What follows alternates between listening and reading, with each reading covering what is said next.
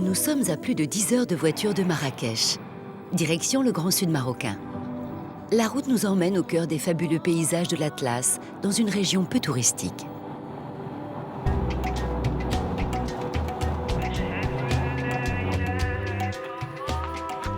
Il est en train de pomper.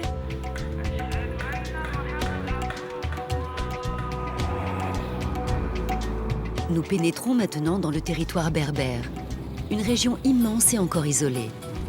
Direction le village d'Aïtkin, un village dont le patrimoine et les traditions ancestrales sont aujourd'hui menacés. Les femmes de la tribu Idao Nadif ont préparé le thé pour leurs invités.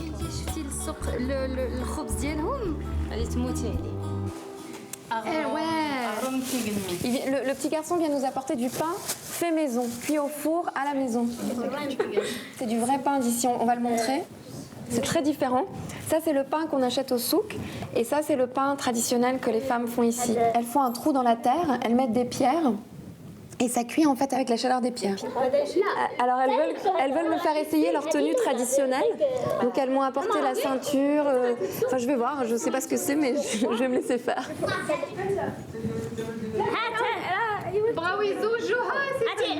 Alors ça c'est la tenue pour le mariage, donc elles veulent me marier. Hein. Donc j'ai déjà la tenue, j'ai pas encore trouvé le mari. Allez, je suis à Breto de ça. Pourquoi est-ce que vous voulez m'habiller avec ces vêtements ? Pour te montrer comment on s'habille pour les fêtes. Pour les mariages, par exemple. Ou pour l'Aïd. Pour pouvoir danser, parce qu'en fait, ça fait un son particulier quand on le fait. Voilà, un son et une lumière. C'est un accessoire de danse. Alors, vous allez m'apprendre à danser ? Oui.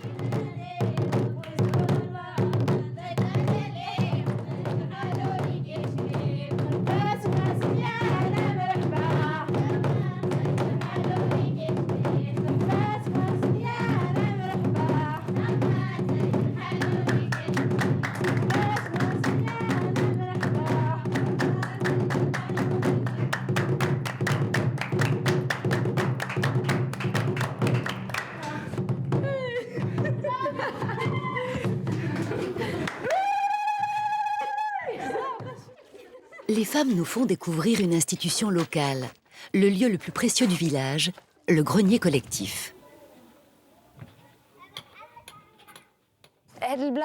Cet endroit est très important pour vous. Qu'est-ce qu'il signifie ? Oui, il est très important. Pourquoi ?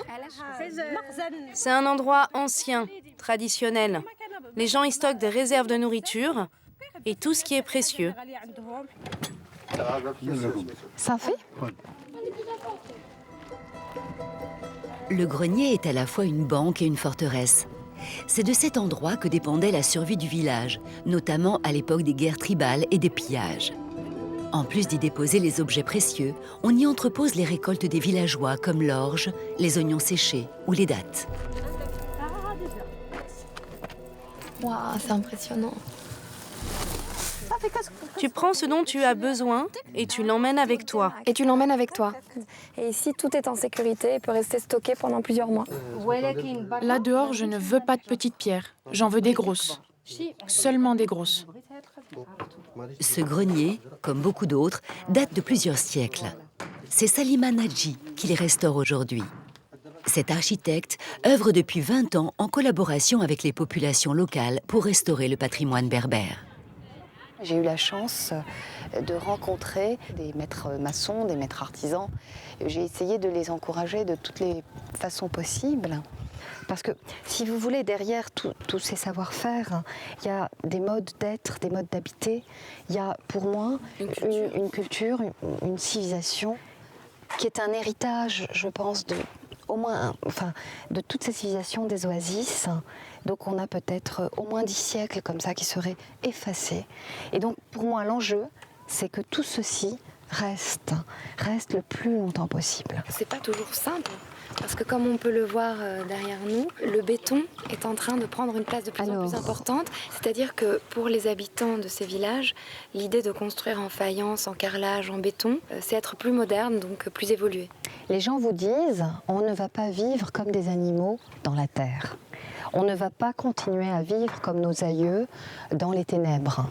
Maintenant, les femmes notamment, elles veulent cette modernité, qui est une modernité de pacotille. Du coup, dans mon travail, il y a à la fois, bien sûr, une restauration, je dirais, classique, mais il y a surtout une grande sensibilisation et un grand accompagnement de façon à ce que, certes, on s'occupe du grenier, mais on n'oublie pas aussi tout ce qui est autour. Car si au bout de 5 ans, dans certaines vallées où j'ai pu travailler, les gens sont convaincus aujourd'hui du bien fondé de cette utilisation et n'utilisent plus le ciment, c'est qu'on peut le faire et qu'on doit le faire.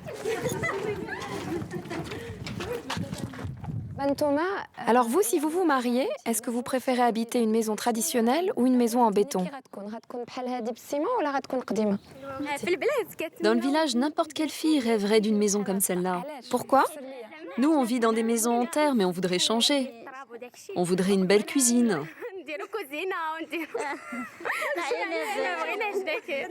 Vous avez l'habitude du ciment, du carrelage, et vous en avez marre. Vous voulez revenir à l'ancien, pour nous, c'est l'inverse. Nous aussi, on veut vivre ce que vous vivez. On est fatigués de cela, on veut changer. Notre maison, on la veut en ville, pas à la campagne. Vous voulez partir de la campagne? Oui, exactement. Mais qu'est-ce qu'il y a de plus à la ville qu'à la campagne? Tout. Tout? Oui. Oui, j'en ai marre. Je vis ici depuis que je suis toute petite. Maintenant, je veux découvrir de nouvelles choses.